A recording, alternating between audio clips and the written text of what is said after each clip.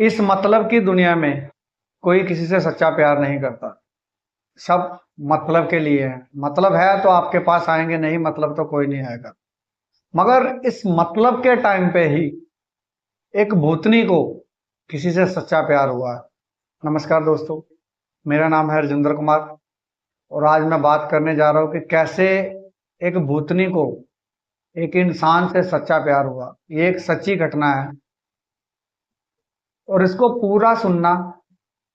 कहते हैं कि कोई भी कहानी अधूरी नहीं छोड़नी चाहिए। अधूरी छोड़ने से हमारा ही कुछ ना कुछ कम हो जाता है। तो चलिए ज्यादा देर ना करते हुए कहानी की शुरुआत करते हैं। इससे पहले आप चैनल पे नए हैं तो चैनल को सब्सक्राइब कर दें और वीडियो को लाइक कर दें और कमेंट में राधे राधे जय श्री राम लिखना ना भूलें। सुल्तानपुर के एक गांव में पहाड़ी इलाके में रघु नाम का एक नाई रहता था। वो हजामत का काम करता था, नाई का। और अपने बीवी बच्चों के साथ बहुत खुश था। 5 बच्चे थे उसके और उनके साथ बहुत खुश था। वो अच्छा गुजारा कर ले रहा था। गांव में आप जानते हैं कितने घर होते हैं, 40-50 घर होते हैं और रोज उनकी हजामत करना। ऐसे में एक दिन क्या होता है कि उसकी पत्नी बहुत ज्यादा बीमार हो जाती है और जल्दी जल्दी अपनी पत्नी को लेके किसी दूसरे शहर में जाता है उसके इलाज के लिए। जितना उसके पास रहता है गुजारा करने के लिए, जो जमा पूंजी थी वो सब वहीं पे लगा देता है। वो ठीक होती है और घर आ जाती है। मगर डॉक्टर उसे कहते हैं कि ये ज्यादा देर तक नहीं रह पाएगी, इसकी बीमारी बहुत गंभीर है और उसके लिए तुम्हें बहुत ज्यादा पैसा चाहिए। तो रघु सोचता है कि ऐसे में मैं क्या करूं। वो अपनी पत्नी को लेकर जब घर आता है, बच्चों को देखता है तो उसका मन सा टूट जाता है। गांव वाले भी बोलते हैं, रघु तू चिंता मत कर, जितना भी हमसे होगा हम कर देंगे। मगर कुछ महीने बाद रघु की पत्नी मर जाती है। वो टूट जाता है। बच्चों को देखने वाला कोई नहीं रहता, खाना बनाने वाला कोई नहीं रहता। वो खुद ही काम करके आता है, खुद ही खाना बनाता है, खुद ही बच्चों की देखभाल कर रहा है। ऐसे में उसने एक दिन क्या सोचा कि अपने गांव में तो इतना काम है नहीं, क्यों ना हो कि अपने गांव में से काम करने के बाद मैं दूसरे किसी गांव में जाऊं काम करने के लिए। मगर पहाड़ी इलाकों में आपको भी पता है कोई बैलगाड़ी नहीं मिलती, कोई गाड़ी, कोई आवाजाही कुछ नहीं मिलता। वो सुबह अपने गांव से का काम करने के बाद दूसरे गांव के लिए जैसे निकलता है तो दूसरे गांव में जाके काम करता है, उससे उसका गुजारा अच्छे से होने लगता है।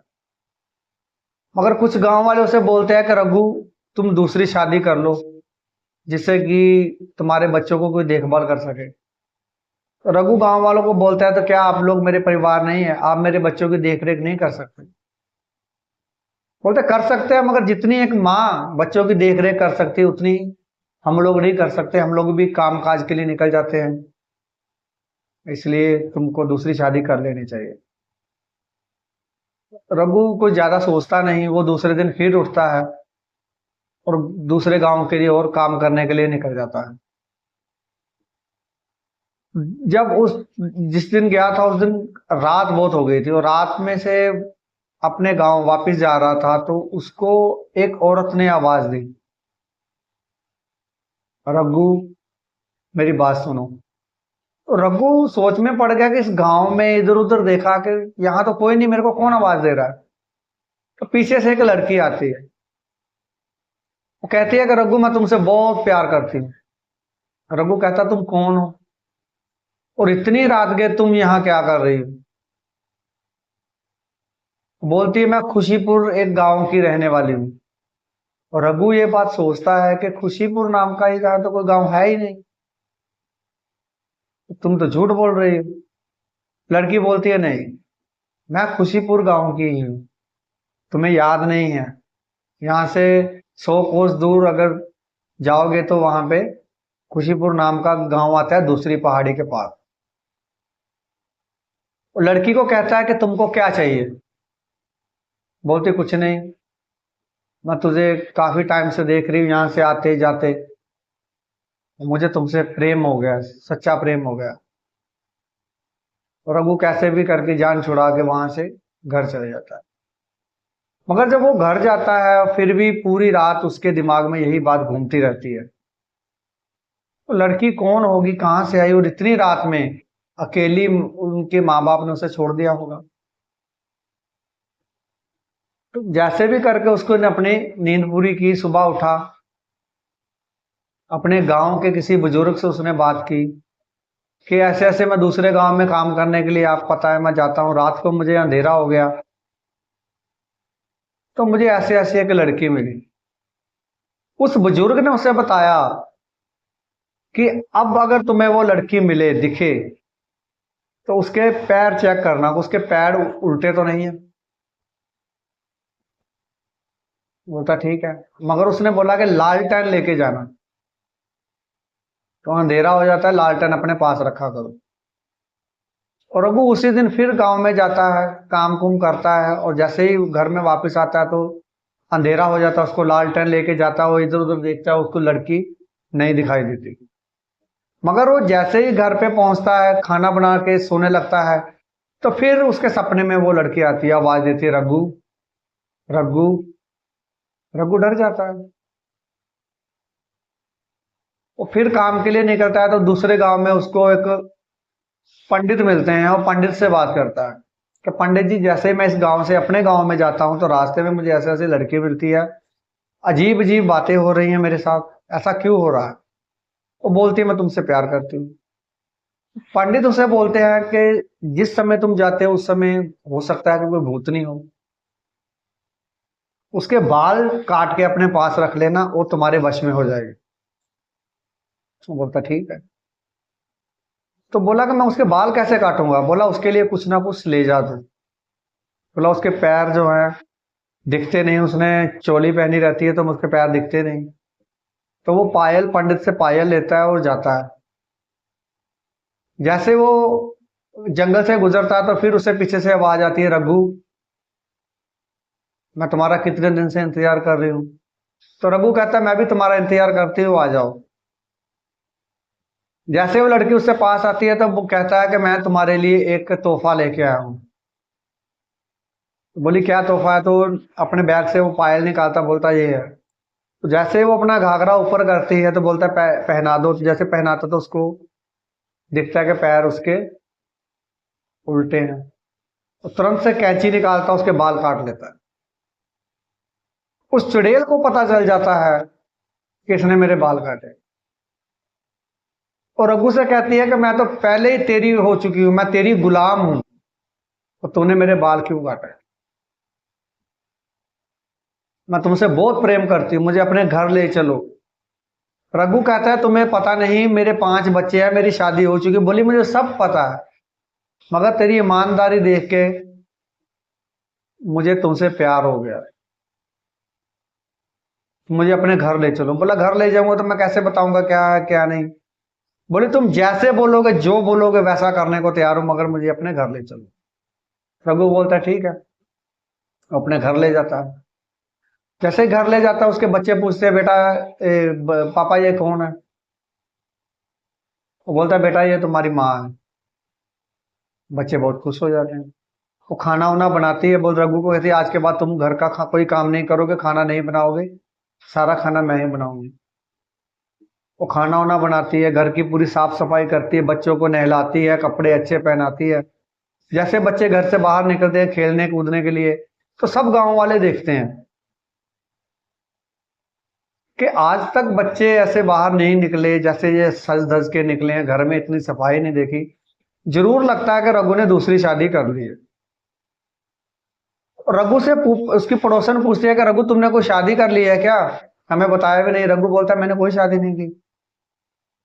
तो बोलते तुम्हारे बच्चे ऐसे कैसे घूम रहे हैं, पहले ऐसे नहीं घूमते थे सज धज के, तुम्हारे घर में इतनी साफ सफाई नहीं थी। रघु बोलता है मैंने कोई शादी नहीं की। इतनी बात बोल के वो दूसरे गांव के लिए निकल जाता है। मगर जो गांव की उसकी औरत थी पड़ोसन, वो देखती, छुप के देखती, तो वहां एक औरत काम कर रही दिखाई देती, मगर उसके पांव उल्टे थे। वो अपने पति को जाके बताती है कि उसके घर में चुड़ैल है, जो घर का सारा काम काज कर रही है, उसके पांव उल्टे मैंने देखा। उसका पति कहता है क्यों पागलों जैसी बात कर रही, तूने कोई सपना देखा होगा, ऐसा कुछ थोड़ी होता है, जाओ अपना काम करो जाओ। मगर उस औरत का पति जो है, उसके दिमाग में ये बात खनक जाती है कि ये कुछ ना कुछ तो है।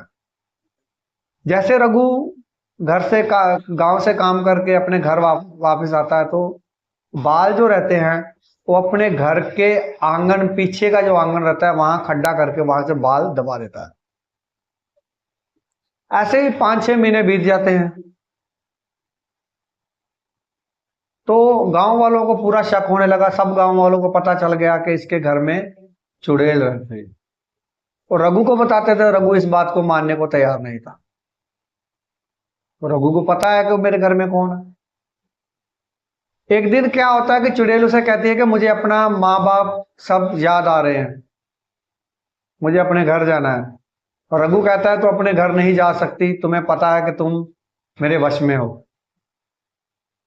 इतनी बात बोल के रघु घर से निकल जाता है।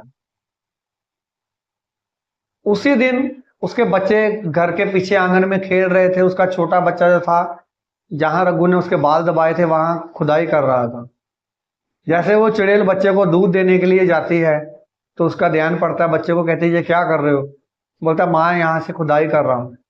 जब वो देखती खुदाई करती तो उसे एक छोटे से मटके में, मिट्टी के मटके में उसके बाल रहते हैं, वो बाल निकालती है और आग में फेंक देती है, जला देती है। जैसे शाम को रघु घर आता है तो फिर रघु से कहती है चुड़ैल कि मुझे अपने घर जाना है, मुझे जाने दो। रघु कहता तुम नहीं जा सकती, तुम मेरे वश में हो। और रघु से कहती है अब मैं तेरे वश में नहीं हूं, तुमने वहां बाल मेरे दबाए थे, मैंने वो जला दिया, अब मैं आजाद हूं, मैं जा रही हूं। इतनी बात बोल के जैसे वो जाने लगती है, रघु उसको पकड़ लेता है। रघु कहता है कि तुम मुझे छोड़ के मत जाओ, जब से तुम आई हो मेरी जिंदगी में एक खुशहाली आ गई है, मेरा घर भरा भरा लग रहा है, मेरे पास कुछ नहीं था, देखो घर स्वर्ग जैसा लग रहा है। बोली मैं जा तो रही हूं मगर तुमसे बहुत सच्चा प्रेम करती हूँ, आपके घर के आंगन में जाके देखो, बहुत कुछ छोड़ के जा रही हूं मैं। इतनी बात बोल के वो चले जाती है। जब रघु घर के आंगन के पीछे में जाता है तो जाके देखता है कि सोने की भरी घाघर रहती है, बहुत सोना रहता है उसमें। और गांव वाले उसे हर दिन ताना देते थे कि रघु तुम्हारे घर में चुड़ैल है, तुम्हारे घर में चुड़ैल है, तुम हमारा यहाँ जीना आराम कर दे, हमारे बच्चे हैं, हमारा सब कुछ है जहाँ पे, वो क्या हमारा जीना आराम कर देगी। रघु इस बातों से तंग हो गया था।